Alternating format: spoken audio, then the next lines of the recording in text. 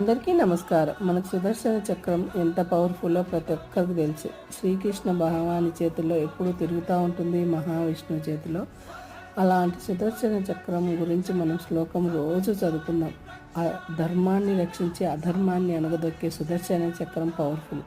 అలాంటి సుదర్శన చక్రం శ్లోకం రోజు చదువుకోండి. ప్రతి ఒక్కరి కుటుంబంలో అందరం బాగుండాలని నేను చెప్తున్నా.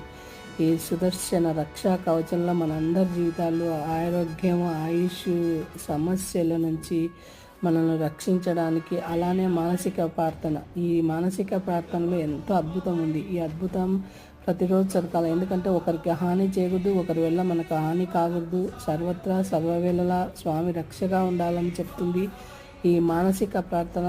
ప్రతి ఒక్కరు ఇంట్లో తల్లిదండ్రులు చదువుకోండి. ఎందుకంటే మేము రోజు చదువుతాం కాబట్టి చెప్తున్నా. ప్రతి ఒక్కరు స్వామి రక్షా కవచంలో ఉండాలని కోరుకుంటూ సర్వజన సుఖినో భవంతు.